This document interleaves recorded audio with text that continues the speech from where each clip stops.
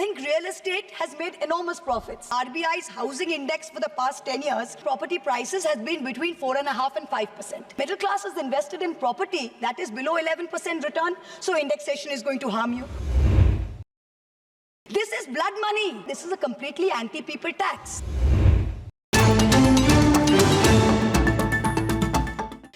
महुआ मोइत्रा यांनी लोकसभेत बोलताना मिडल क्लास लोकांचा मुद्दा लावून धरला. बजेटमधील तरतुदी या मिडल क्लास लोकांच्या अडचणी वाढवणाऱ्या कशा आहेत, त्यांचा खिसा कापणाऱ्या कशा आहेत, हे सांगताना महुआ मोइत्रा यांनी निशाणा साधला. प्रॉपर्टीत इन्व्हेस्टमेंट ही सगळ्यात फायद्याची इन्व्हेस्टमेंट समजली जाते, पण ती देखील आता फायद्याची राहणार नसल्याचं सांगत महुआ मोइत्रा यांनी नेमकं काय म्हटलं तुम्हीच ऐका. Honorable Chairperson, sir, my respected colleagues, I stand here today on behalf of my party, the All India Trinamool Congress, to speak on the finance bill. Madam, I have to say I'm deeply pained at the very onset. I must point something out. When we talk on the speak on the President's address, the Honorable Prime Minister leaves the chamber. Today, when we are speaking on the finance bill, the Honorable Finance Minister leaves the chamber. We members of the opposition are deeply pained by this. We hope that the government will take notice of our pain and be present in the House each time that we speak on relevant issues. Theodore Roosevelt, the 26th President of the United States, had said, in any moment of decision, the best thing you can do is the right thing. The next best thing you can do is the wrong thing.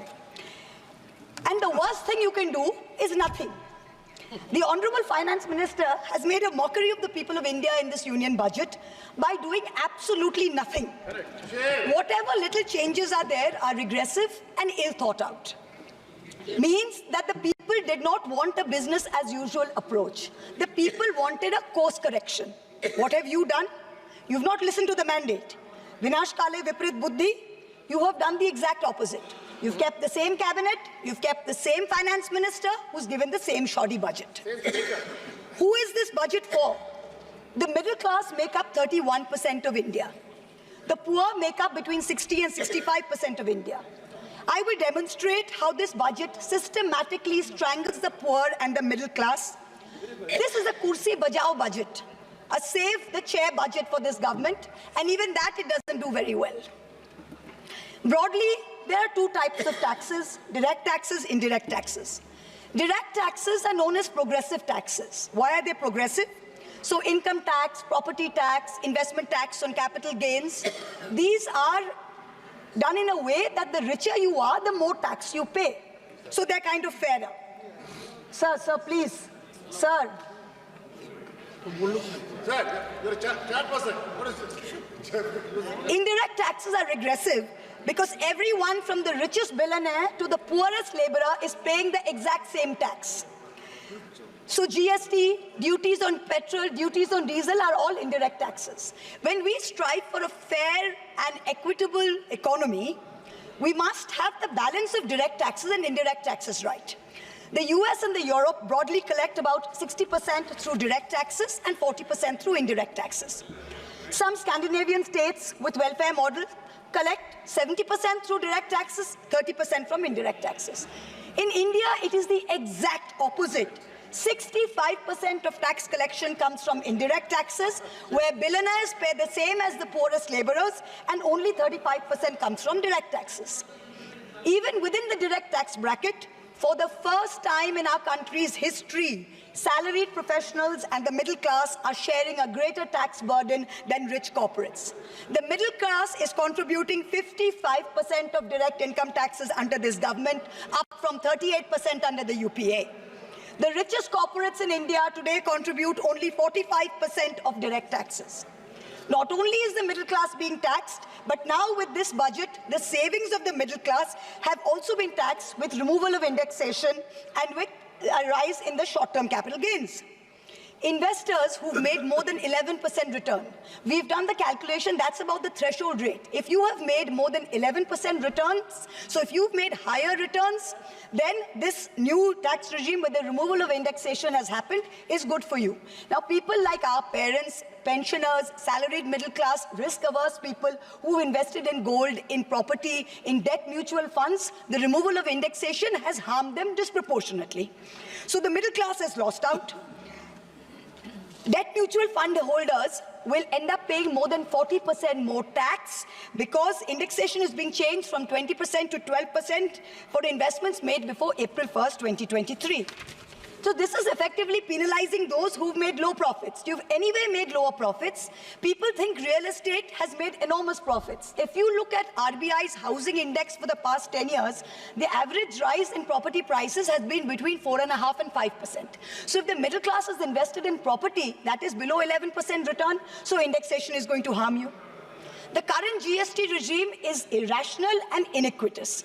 There is 18% GST levied on life insurance and medical insurance products.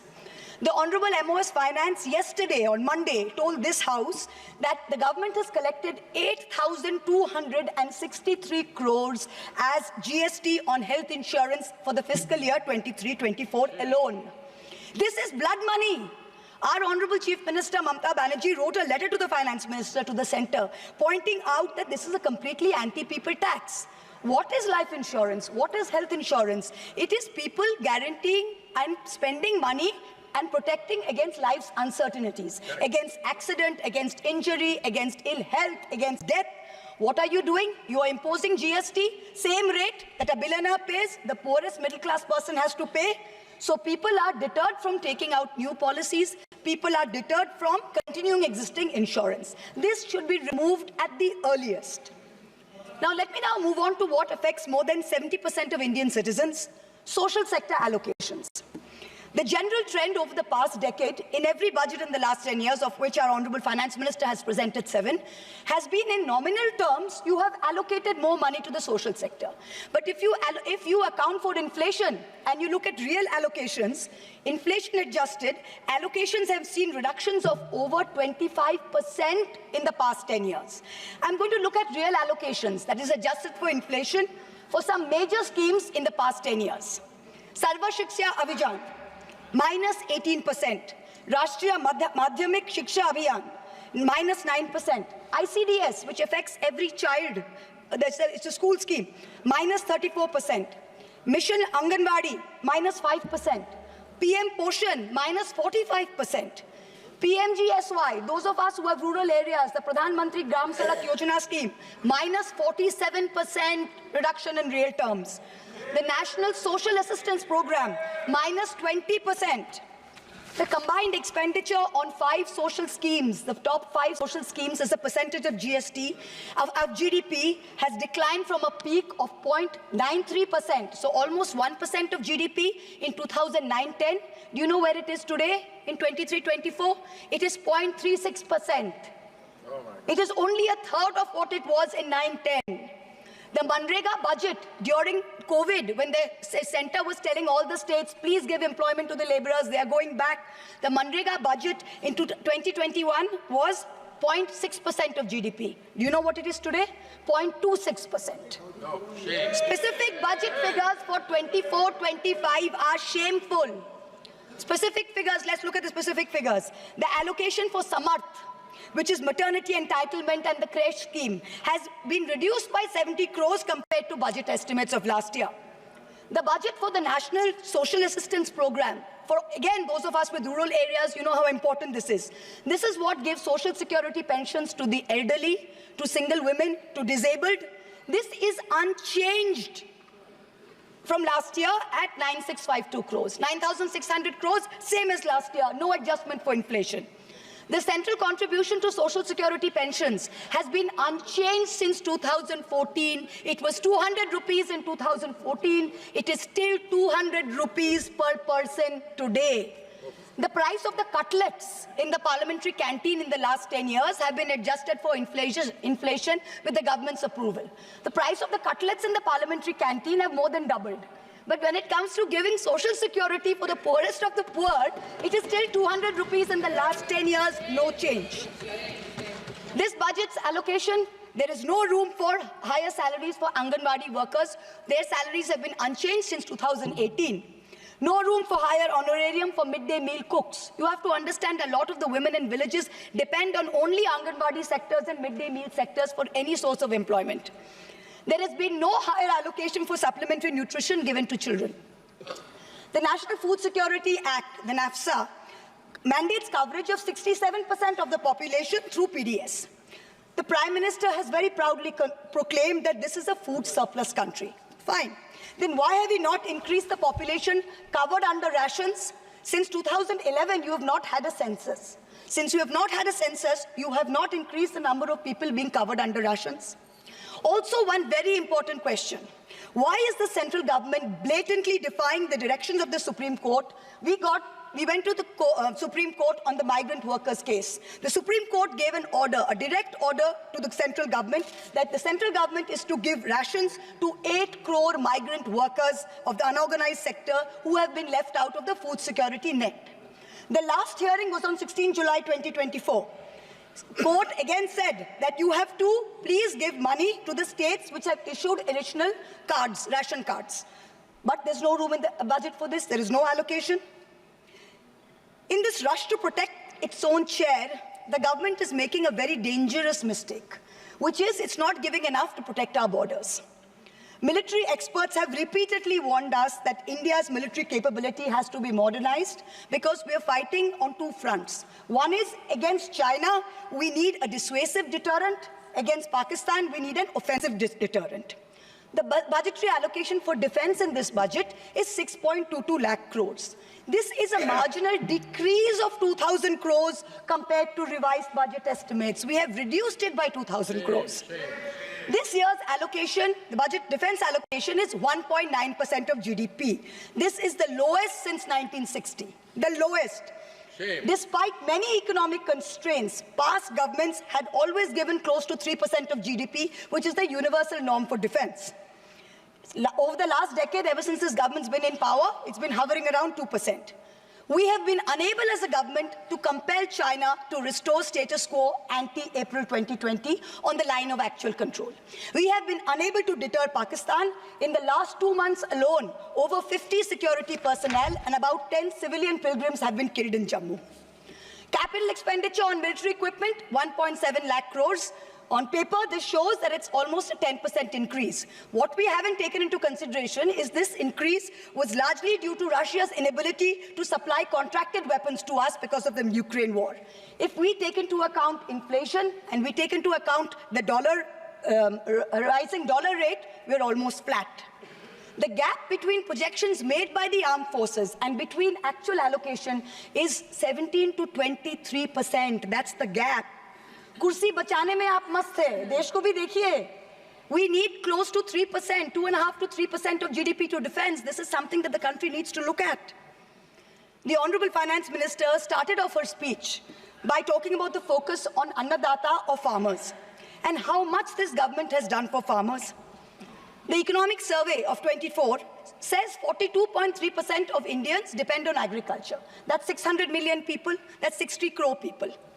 If I looked at the economic survey, 22nd July, very carefully. What did the headline say? The headline says, agricultural sector has registered an annual average growth rate of 4.18% in the last 5 years. But then I needed to read and read and read, and in the fine print was written that last year was only 1.4%. So 4.18 over last 5 years is anyway, when you compare it to inflation, is nothing. But when you compare last year's growth of only 1.4%, what is it saying for 60 crore of our people who depend on farming? Productivity and resilience in agriculture was one of the first themes, priority number 1, according to the Finance Minister's budget. She had made 9 priorities. This was priority 1. But the provision for agriculture and allied sectors is only 1,52,000 crores. Whereas the provision for one bullet train from Ahmedabad to Mumbai is 1,08,000 crores. Please look at the comparisons, everybody.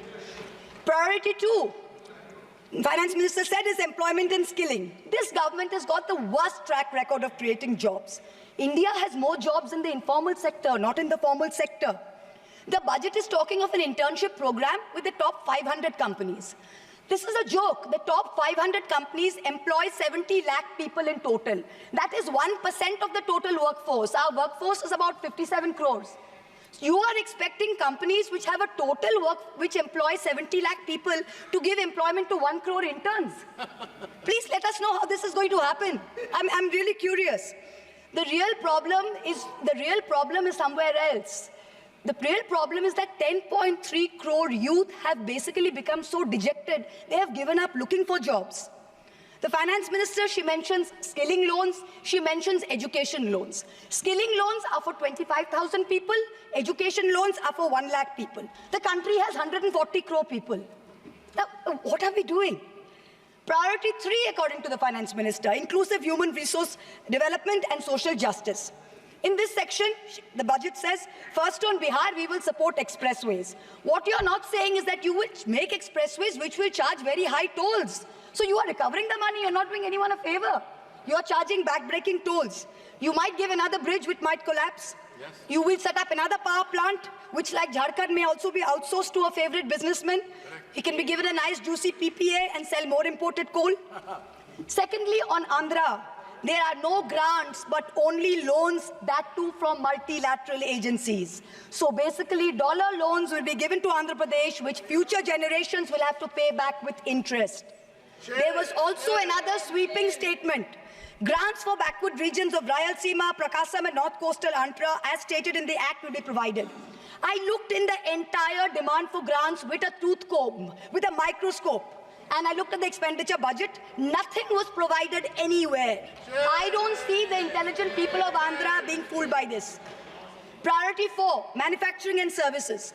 The finance minister has devoted an entire section on how MSMEs are a priority. I believe her, yes, it should be a priority. But I'm very confused. Most medium and small enterprises are either proprietorships or partnerships. Madam, can you please explain why these proprietorships and partnerships are taxed at higher rates than companies? This makes no sense. Is the A-team the only businesses who are sending truckloads and tempo loads? MSMEs are not sending, is that the problem? And also the government needs to get rid of the bizarre 29A of the Insolvency and Bankruptcy Code, because it is killing companies that are in trouble. It does not allow promoters to propose a resolution plan. As long as we have this code, promoters cannot propose a resolution plan. We need to get rid of this. Priority 5 in the finance minister's speech, urban development. The Prime Minister had said every citizen will get a house by 2022. We are now in 2024 and we are still making allocation for 3 crore more houses. Yes. Can you please tell us how many more houses we need and when it's going to be done? Let's get this over with. 2047. Priority 6, energy security. The less I speak about this, the better it is. Energy security is security for best friends. It's created by allowing best friends to import low-grade quality coal, mark it up as high-grade quality coal, and sell it to state development corporations at the cost of the country's environment, at the cost of the health of our citizens. Priority 7, the finance minister said, was infrastructure. She announced in a true style of Shagun that she's gifting the nation 1,11,111 crores. 111,111. This is flat on last year. Sadly, most of this will go towards crony capitalists. You'll make roads that have potholes, you'll have airports that leak, you will have bridges that fall out, and the taxpayer will pay for this. The budget speaks of private sector participation. But remember one thing, they bid out 6 airports to one company for a fee to be paid by the government. Then they created a policy that allows the regulator to keep increasing the user development fee. So actually, it's the flying public of India that are paying for this. Priority 8. Innovation, research and development. Grand words, these are just grand words. The finance minister seems to have forgotten that most entrepreneurs register their product and software IPs in foreign countries like the US, since IP registration system for patents is a complete failure in our country. Unless you fix patent registration, this is not going to happen. The last priority she talks about is next generation reforms. This is also another Jamla. She says, I propose to earmark a significant part of a 50-year interest-free loan for competitive federalism. So this is double speak. We'll keep this money in our pocket. If Nitish ji and Chandrababu ji see through our Jumla and they make a big fuss, we'll have some additional funds to keep them happy and to keep the government going. Finally, I have to mention one interesting fact, and I hope that the Treasury benches will have the patience to hear me out. Please. I wholly agree with the finance minister on one thing. The budgets for the CBI and the ED have been reduced this year, and I was wondering why. Is it because the voters didn't like the fact that you were using the CBI and the ED to go after the opposition and file fake affidavits? Or is it because you have outsourced the CBI and the ED completely to a businessman in Ahmedabad who's controlling the whole thing? Why have you reduced it? Number one, the former Maharashtra Home Minister highlighted how BJP leaders and agencies have threatened him to filing a fake affidavit. In the case of Sandesh Kali in West Bengal, the women have confirmed on video that BJP leaders forced them to file fake statements. Similarly, I'm told in my matter, Mr. Adani on October 16, 2023, got my friend to his office in Ahmedabad and threatened him with dire consequences to file a fake affidavit. Actually, it was Mr. Adani's in-law, Mr. Cyril Shroff, who filed the fake affidavit and forced him to sign it. Even today, every mid-level official in Adani's office calls mid-level officials in the CBI and says, 161 statement change karaiye, aapka sir ko bulaiye, madam ke against mein statement dijiye. I am telling the CBI via you, madam, please take a 164 statement once and for all. Don't keep calling back people at Adani's behest to change 161 statements to implicate me. It's going to get you nowhere. Let us reduce the CBI and the ED budget to zero. Let us, Mr. Adani, pay the full 1,500 crores. Let us outsource it completely to him. End of story. In short, this Kursi Bajao budget is a desperate attempt by the government to stick its head in the sand and act like that the mandate of 2024 never happened.